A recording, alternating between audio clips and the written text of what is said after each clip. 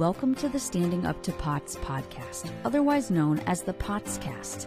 This podcast is dedicated to educating and empowering the community about postural orthostatic tachycardia syndrome, commonly referred to as POTS. This invisible illness impacts millions, and we are committed to explaining the basics, raising awareness, exploring the research, and empowering patients to not only survive but thrive. This is the Standing Up to POTS podcast. Hello, fellow POTS patients and lovely people who care about POTS patients. I'm Jill Brooke, your horizontal host, and today we have an episode of the POTS Diaries, where we get to know someone in the POTS community and hear their story. Today we are speaking with Samantha, whom I met because she sent us a nice message and suggested that we reach out to her doctor, who had helped her quite a bit, to see if he would speak with us.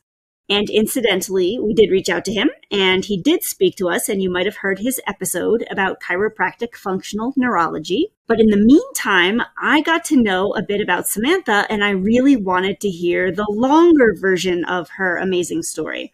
So I asked if she would share it with us, and she kindly agreed to. She's here today, and Samantha, thank you so much for joining us. Thank you for having me, and thank you for taking on Dr. Mike's story as well. It's really neat that you were able to integrate both of us into this. It worked out great. Thank you for writing into us. Yeah. As just an introduction to our audience, can you just share what is your age, where did you grow up, where do you live now, and why are you sitting in what looks like an athletic training room? Yeah, so I just turned 28 years old. I'm living right outside of Denver, Colorado, originally from Phoenix, Arizona. So I'm from a hot state to a very cold state. That's been a fun journey. And then I am currently at work. I am a personal trainer, and I'm sitting in the treatment room at the gym. Very nice. What would be some words or phrases that your friends or family would use to describe you, do you think? Dorky. I'll do anything for a laugh. It doesn't matter if I look like a fool or not. I'm also very science-based. So I talk about biology, mating behavior, and neural circuits, and training, and muscular movements, and movement compensations, and all that. So I think that I'm very educational based as a human being. Very cool. Let's see. If we were to force you to brag about yourself, tell us something you're good at besides dorky facts. I definitely have a way with bringing somebody who's down up. So doing whatever I can to take that person out of their whatever negative mood they're in, sad, mad, angry, anxious, whatever, and bringing them to a piece where they're excited to be where they currently are. So looking at the positives and the perks and what surrounds them. Tell us, what were you like as a little kid? At this moment, it's hard to separate age at a certain degree. I mean, I'm 28, I'm not that old, but, remembering up to age 10, I can remember myself as a fairly active kid. We rode bikes, hung out with friends, whatever. In Arizona, I lived in Arizona until I was 21. So it's a lot harder to have an outdoor life unless you have a pool. And I was grateful and lucky enough to have a pool growing up. So we always had the pool parties at our house. We're always just hanging out with friends and eating and blasting country music outside for everybody to get mad at us about. So just carefree and active and loving and existing in life. Oh, that's so nice. I almost hate to bring us down from that, but what was your first sign that something was wrong with your health? Yeah, so I can remember, I'd say as early as 8. It might have been before that, honestly. I remember being very, very dizzy.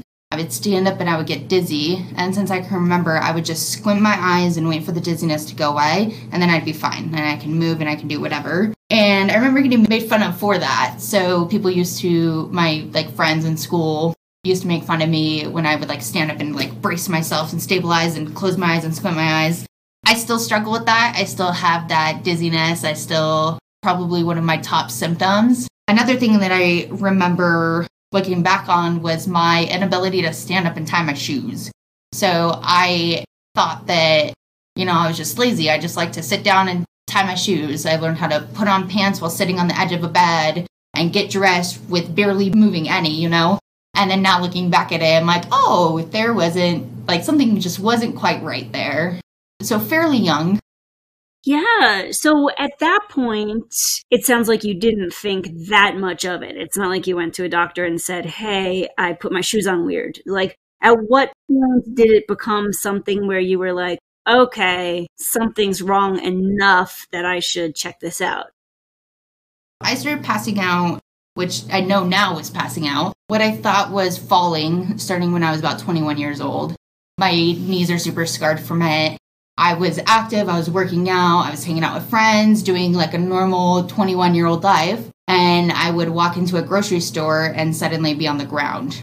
And I had no idea what happened from me standing and walking to going on the ground.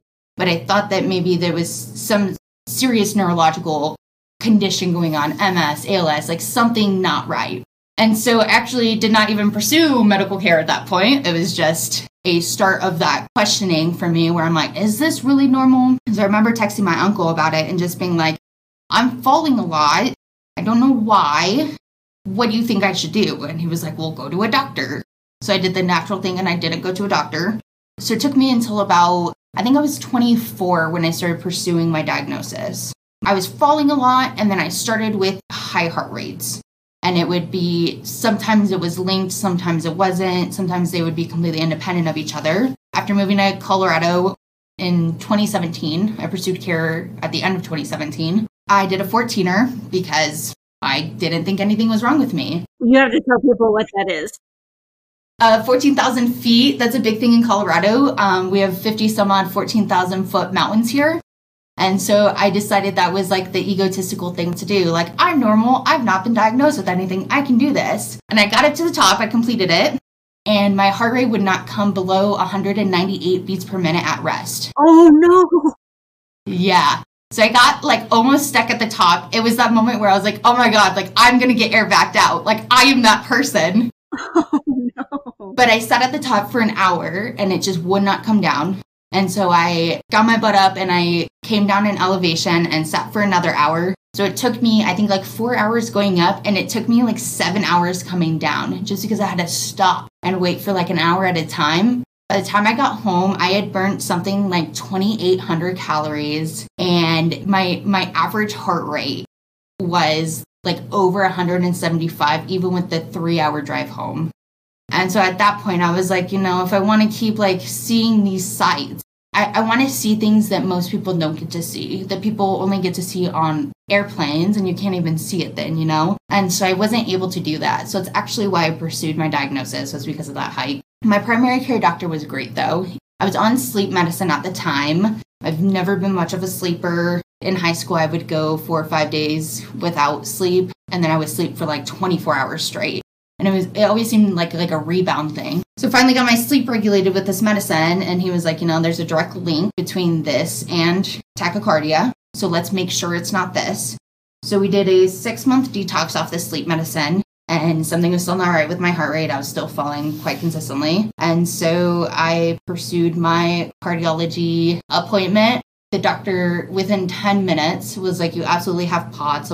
Let's do a tilt table test for insurance purposes. This is what it is. We'll get you in next week, whatever. So I get diagnosed, and his advice was to consume fast food every day. What? And I would need to eat. So he suggested French fries. Looking back, you know, I know his intention was salt. However, as a 24, 25-year-old girl who is in the fitness industry, not quite wanting to eat McDonald's every day, you know? And so pursued a second cardiologist. I was very fortunate that I even got my diagnosis within 9 months of seeking it out. But then I am barely on my second cardiologist as well. So the second cardiologist has been incredible, has been a support system that I feel like a lot of people are lacking, or a lot of doctors are lacking giving to patients. And so I feel very, very fortunate for that. Now, I have a couple questions for you. Backing up a little, I know that in your letter that you sent us, you had mentioned that you think maybe you had been passing out when you were falling, but that you were waking up when your knees would hit the ground. So that sounds incredibly painful. And so is that what was happening to you? Yeah. So they determined that I have POTS and orthostatic hypotension. So with POTS, you have, with the orthostatic layers, you have your heart rate increase. At the same time as my heart rate increasing, my blood pressure is dropping. So I have high blood pressure all the time. And when I stand up, it drops down like 40 to 50 metric units on both ends. And so what they're thinking, their current theory is that when I was standing up, my blood pressure was dropping so low that when I dropped to the ground, all of a sudden it was all there. Like I had all the blood I needed because I had no more gravity that was shoving me to the floor. My other question was, what did your cardiologist say when they found out that you had had your heart rate up at almost 200 for many, many, many hours? I was in a lot of trouble. When I had my first Holter monitor on, they told me to go hike, but the doctor was like, I'm going to be honest with you, if I find out you're above 6,000 foot, I'm not reading these results. Like he was not messing, like I'm not putting you in danger. I'm not encouraging you to go climb another 14,000 foot mountain. However, we do need to replicate that data. And so it was very much, I got pulled off of hiking. I wasn't allowed to hike for like 8 months until after my diagnosis, just because we didn't know that I was stable enough to get out there and to not die or potentially pass out into an uncomfortable situation. But that's pretty interesting to me because it sounds like you had the fitness to do it, you had the energy to do it. Yeah. You had a really probably frighteningly high heart rate, but other than that, at least like for the way up, you were enjoying a hike. A lot of patients would feel so lousy that they probably would not have been able to hike that much. So that sounds like an interesting thing about your POTS. Yeah, it's so wild to look at. So last week, for example, Monday, completely fine. Tuesday morning, have my resting heart rate is 146. My normal resting heart rate is low 50s. So super elevated. Tuesday evening, I had the energy to go work out. And I didn't because I know how to listen to my body at this point. I mean, 8 years ago, 5 years ago, I didn't. But it is night and day on that. Like as soon as those symptoms are gone, it seems like my body really like enjoys the movement. And so it's a real dilemma to go between like being functional and then being completely bedridden. Can you talk more about that? Like, so how often are you bedridden? How often are you functional? How fast do you go in between? Yesterday was, again, another, like, bad POTS day. I was functional enough to work, but all my clients knew. So in the training world, most people are very flexible. So it's nice where I can just, like, sit down and people kind of, like, work around me. All my patients knew that I was symptomatic, so I wasn't able to demonstrate any exercises for them. So everything we did was stuff that they already knew.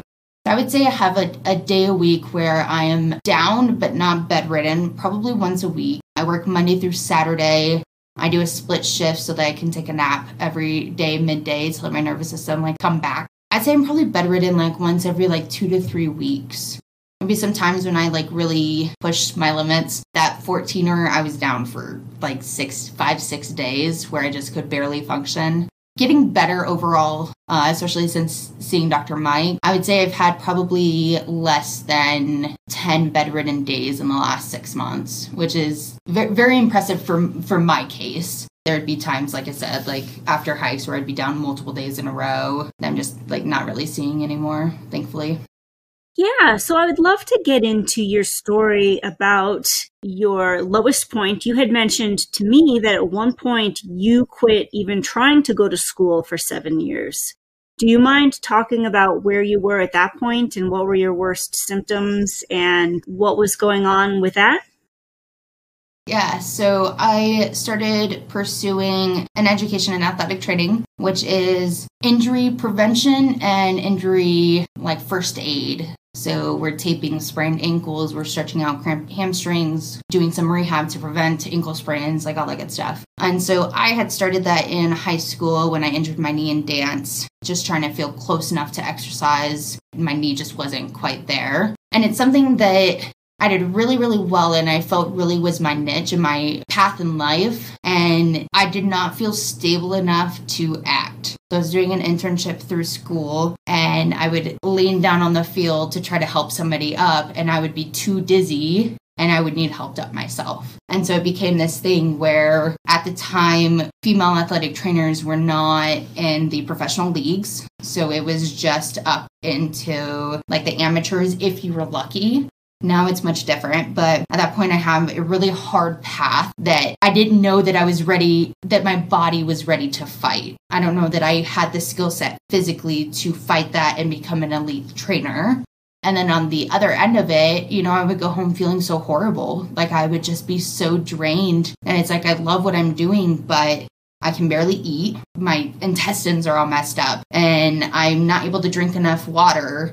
And I'm getting more dizzy now or whatever the case may be. And so I actually dropped out of school after a really big incident.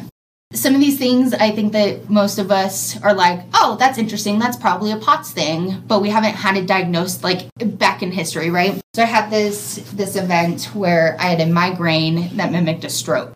So I lost feeling on half of my body. My face was drooping. I was like drooling out one side. And I remember sitting in the hospital bed. And at this point, I wasn't passing out. I just had the dizziness and consistent like not feeling right. So in the hospital, my heart rate was just crazy. So they were giving me beta blockers and just kind of seeing what was happening. And I remember being so scared. Like if I applied to a job and they find out about this, no right person would hire me.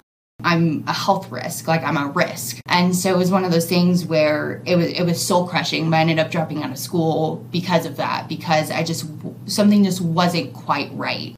It took me up until stabilizing with Dr. Mike in order to want to pursue school again, because I finally had the mental capacity to do it. And so I felt like there was these 7 years. So I started school about 2 months before my 28th birthday. I spent years nannying, bartending, and then I got my personal training cert. And something wasn't right, still career, like not 100% fulfilled, but I didn't know how to do anything more than what I was doing. I didn't have the energy in order to work what I needed to make a living in Colorado. I had to work a full-time job, which is not something that I've not consistently been able to work 40 hours a week.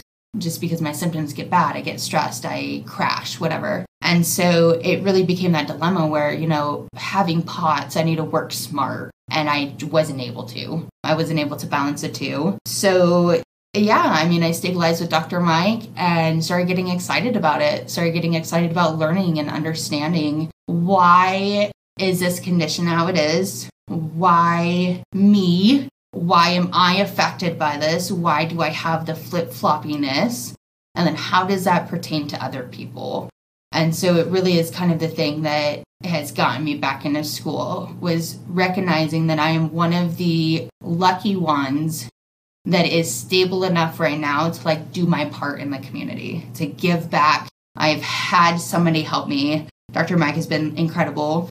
And I'm able to now be in a place mentally and physically and POTS-y where I can start contributing and helping people who have felt like me or worse, who have struggled with this and not really had an outlet or don't have the ability, don't have that break-in schedule, are stuck working full-time when they're feeling miserable. Yeah, I just feel like this is finally my time to contribute, and I don't feel like not feeling right is going to get in the way this time.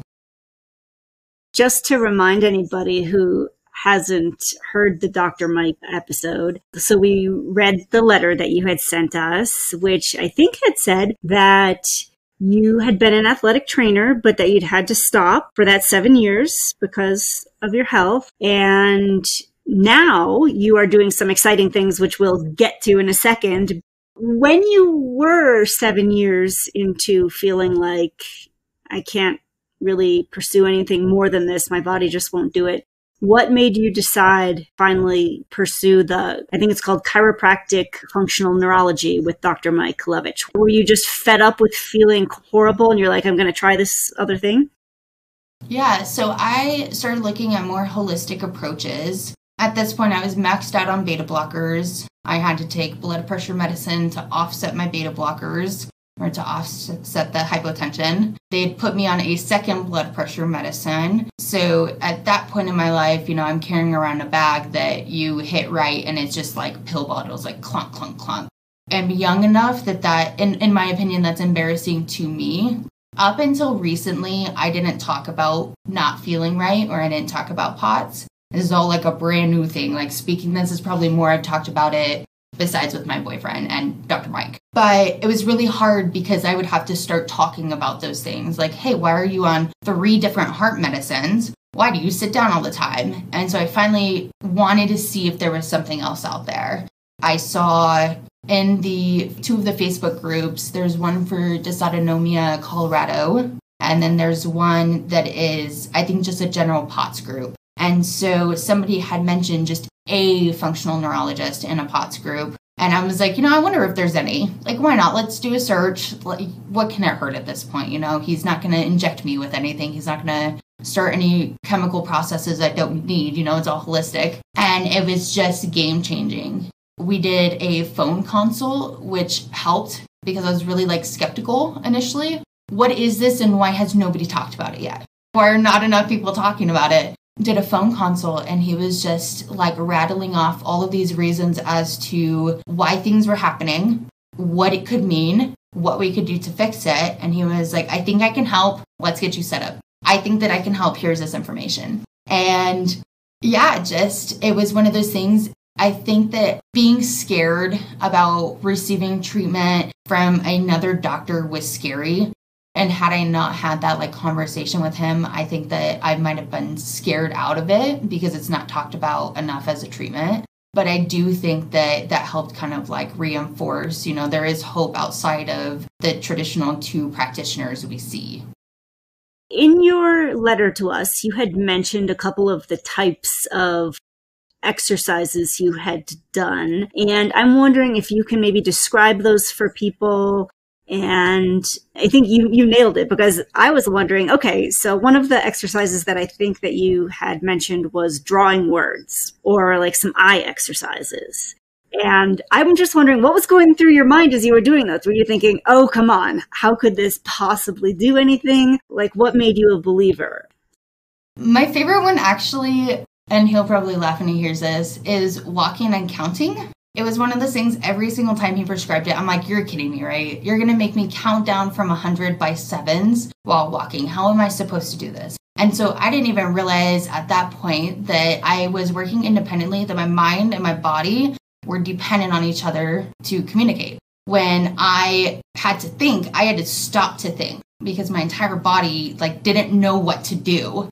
So I would stop moving and I would think what the next answer was, and then I'd move, and then I'd stop and then move. And so we started working at stimulating my frontal lobe in order to get the independence of thought and movement. And so things like that helped when I'm having a conversation, when I'm walking up the stairs in the house with my boyfriend, I'm able to think and talk at the same time. And so it was kind of an interesting thing. That one was definitely one of the sillier ones, I would say. A really cool one we did was an eye tracking one. So he has these goggles that he puts on your eyes and he has you follow a finger, but it's completely dark. You have a cover, so you can't actually see the finger. So he's like, look left, look right, look up, look down. And he watches your eye movement. And so I didn't recognize that when I look to the left side, my left eye does not like to respond. So it'll either shake and go into nystagmus, or my pupil freaks out and it'll just randomly dilate or constrict. And so we worked at retraining how my eyes functioned so that wouldn't trigger a response. So I was noticing a huge thing that end of the world type of deal for me for 2 years. But I could never go see a movie during the daytime. I would walk outside of the movie theater and my eyes would be so overwhelmed with the light that they would just shut. So I couldn't drive. So if I saw a movie during the daytime, I had to be able to close my eyes in the car until my eyes were ready to come out. Sunglasses don't help. The ones from the eye doctor that they give you after they dilate you did not help. It was just this massive response. And so that was one of those things that I wasn't looking for help on. I was looking for help on my POTS. And once my eyes stopped freaking out, then I stopped having random bouts of tachycardia when my eyes were mad.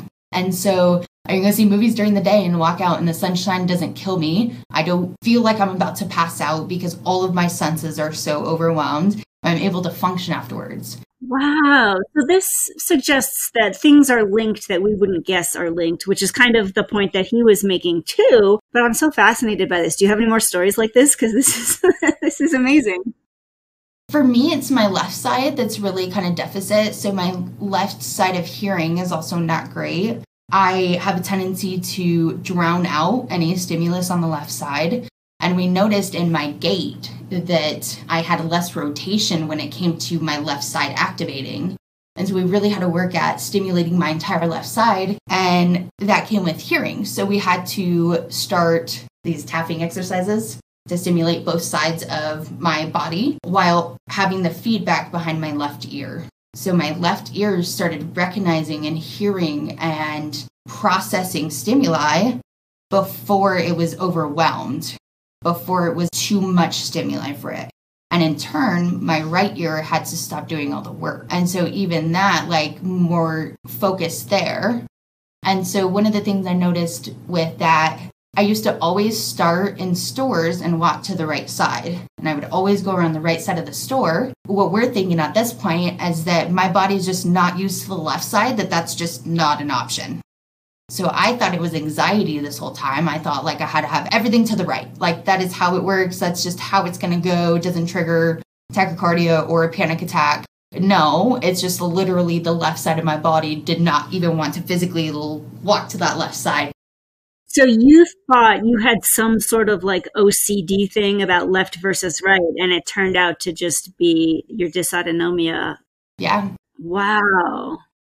It has made me rethink about a lot of the way I do things, the way I do them. I have been able to write with both hands for years, and I don't with my left hand. I am more dominant with my left hand and my left foot, and I haven't been that way in 5, 6, 7 years. I'm noticing now that I'm stable, that's coming back. So I'm starting to use my left side of my body more, especially in lifting. So I noticed a massive difference. I would do a bicep curl on my right side and could do, say, 25 pounds, and then my left side would be like 15. And so there was like a massive difference between the two sides of my body that it would make sense as to why my brain was going haywire, right? If it's getting too much feedback from one side and not enough from the other side, I'm sure that things just aren't going to communicate the way that they should.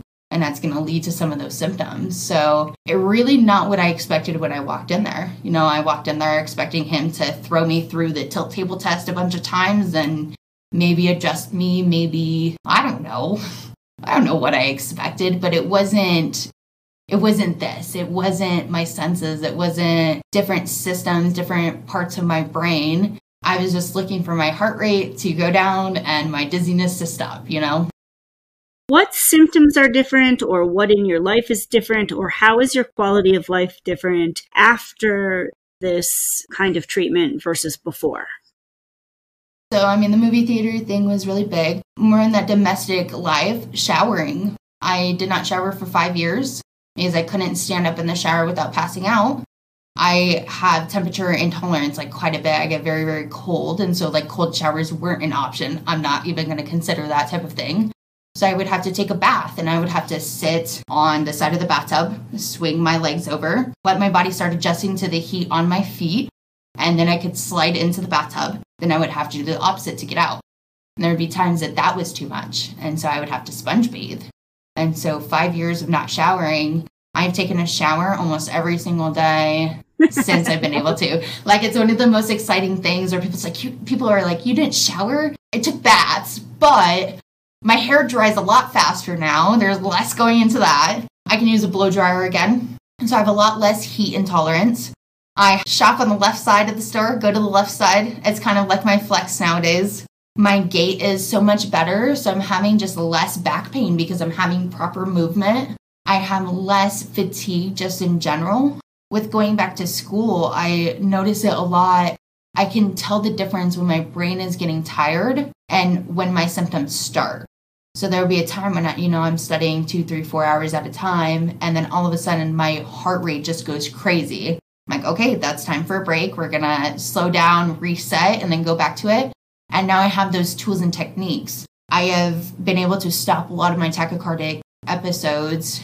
I think that I'm completely off medicine for 6 months now. I've not taken a single beta blocker, not taken a single blood pressure medicine. I mean, that was huge. I was max dose on metoprolol.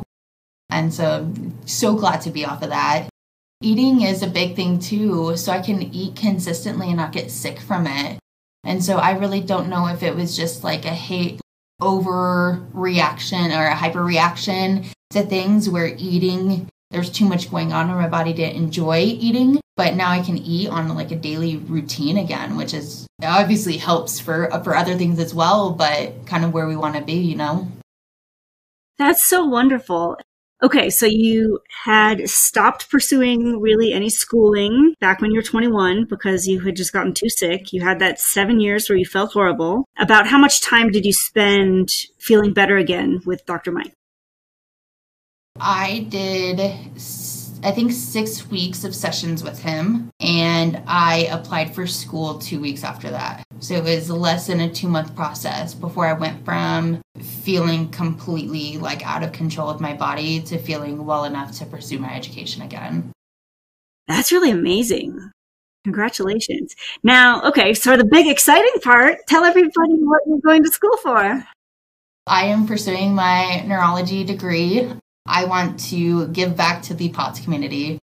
So there's so many people there that have POTS that are so much less stable and less manageable than I do. And I've been very fortunate and I've found great doctors. And we all know that there's not those great doctors out there. People just don't know about POTS. And so now that I've stabilized, it is my time to give back to the community. It's my time to contribute. I am interested in going into the research of diagnostic procedures as well as treatment options. There's a lot of paths I can go on this. I would love to be an actual practitioner as well. I love the hands-on work.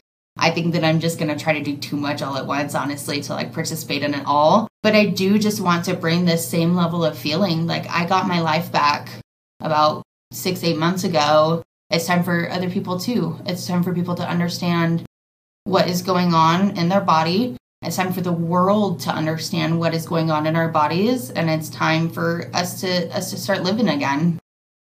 Yay! Okay, well, that's so exciting. And honestly, when I read your letter in the previous episode, like it brought me chills because just this idea that you are going to make all your experiences mean something and make it easier for the next person, you know? I always think about how the people who come after us, if they get diagnosed relatively quickly and don't have an issue with awareness or being gaslighted, they're never going to think anything of it because that's how it's supposed to be. But, you know, it's people like you who are paving the way and saving them so much heartache, struggle. And I definitely think this podcast does it too. I bring up specific episodes. I send specific episodes to people just so they understand. So I'd mentioned earlier that talking about POTS is a really hard thing for me. I grew up so long without a diagnosis that I didn't want people to think that I was just a hypochondriac. Like I didn't know what was going on. And so now that I've started talking about it, just having this resource, I don't know how I would communicate it if I didn't have this. Like first listen to this and then here are the things that we're going to talk about. Let's talk about these things. First get an understanding, hear what people are going through, and then let's talk about it. So I definitely think the POTScast is helping so much in the journey of communicating and talking about it. So I know that we appreciate you. So thank you so much for that. Thank you for saying that. And that reminds me that you had kind of mentioned about how you've had to tell your personal training clients about your POTS. Yeah. How did that go? Is it hard for you? How do they react? It's incredibly difficult just being the person that's like, hey, I'm going to teach you how to move, but I can move most of the time and then sometimes not at all. And so I definitely had to like kind of suck up my ego a little bit and be honest and just be like, hey guys, I have this. These are the efforts that I'm putting in to offset. If I have bad days, you know, I'm giving you 110% every other day so that we can offset that. I've not had a single person have an issue with it. I've not had a single person not keep training with me because of my POTS. I've not had a single person judge me, make fun of me. Most people want to know more. It helps to not feel so alone talking about it. I had that for so long. I didn't talk about it for, I really do think I've had this as early as 8. So 20 years that I've known that I've had symptoms. And I just started talking about it about a year ago to my significant other, maybe 6 months ago to other people. And so it's a very, very new thing for me. It's been received very, very well, but it's hard. It's hard to be like, I'm in pain all day long, or I don't know why I'm tired, but this is where we're at. I've only passed out in one session, so that's great. I don't know how, honestly. I saved it too. Yeah, I don't know. I think that talking about it has helped make it easier for me to take those days off that I need to give my body, to cut myself a break on the hard days. And I do think over time that's helped me more in the long run than hiding it has. That's great to know. Are you up for a speed round where we ask you questions and you just say whatever is the first thing that comes to mind? Sure. Yeah, that sounds great. What is your favorite way to get salt? Scratch. It is an electrolyte brand from Boulder. They have a POTS code as well. I think it's POTSie 30, POTSIE 30, but I drink my electrolyte mix almost all day long. Excellent. It's really hard being a POTS patient who has a sweet tooth and not a salt tooth. And so I had to do it with electrolytes, honestly. That makes sense. The next question was going to be, what is the drink you find the most hydrated? Scratch! Okay. If you want to become our sponsor, we are available. Okay. What is your favorite time of the day and why? 9 to 12. That's when I feel the best. I'm most productive. And the sunshine is up, which makes it warmer. So I can be outside. How many doctors do you think you have seen in total for POTS? Probably only about 5. How many other POTS patients have you ever met face-to-face, in the flesh? Yeah, so 3. I've worked as a trainer for one POTS patient that was undiagnosed, actually, that just recently got diagnosed. What is one word that describes what it is like living with a chronic illness? Patient is what comes to mind, or patience. What is a piece of good advice anyone ever gave you about anything? I think be true to myself no matter the situation. If I'm sick, healthy, in good spirits or bad spirits, be true to myself and what I need and what I feel. What is something small or inexpensive that brings you comfort or joy? My cat. Who is someone that you admire?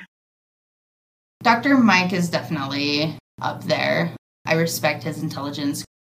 What is the toughest thing about POTS? Inconsistency. What is a gift that you would give to every POTS patient in the world if you had infinite funds? Compression leggings. I think they're much better than socks, personally. What is something that you are grateful for? I am grateful for the support systems I have. And can you finish this sentence? People might suspect I'm a POTSie when... I sit down every opportunity I can. Very nice. I just have a couple last questions for you. Is there anything you would want to say to your fellow POTS patients out there who might be listening? Don't lose hope. I do feel like treatment is coming and a more standardized level of treatment is coming. Stick with it. Advocate for yourself. You know what's going on in your body more than anybody else does and more than a doctor can tell you. So make sure you stand your ground. See 50 doctors if you need to. Get the right diagnosis. Get the right treatment. And hopefully soon we'll be able to all feel better or all be on our path to feeling better with this. I always envisioned the party someday where we all get to burn our compression stocking. And last question, what do you wish more people knew about POTS?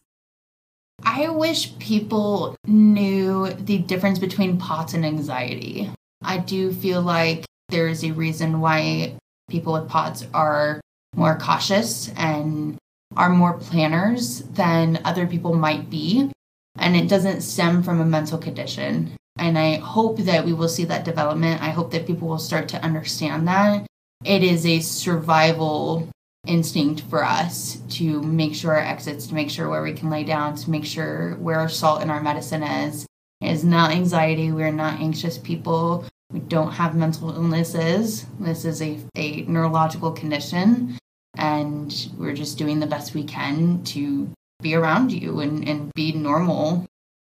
That's wonderful. Well, thank you very much. We really appreciate everything you're doing. We are excited for your career aspirations. and good luck with all of that. Hopefully, in addition to that, people are taking from you that they should not go climb a 14,000-foot mountain. Hey, listeners, remember, this is not medical advice or dental, spiritual, relationship, fashion, or any kind of advice. Consult your medical team about what's right for you. Please consider subscribing because it helps us get found by more people like you. Thank you for listening. Remember that you're not alone, and please join us again soon. You can find us wherever you get your podcasts or on our website, www.standinguptopots.org/podcast. And I would add, if you have any ideas or topics you'd like to suggest, send them in. You can also engage with us on social media at the handle Standing Up to Pots. Thanks for listening, and we hope you join us. This show is a production of Standing Up to Pots.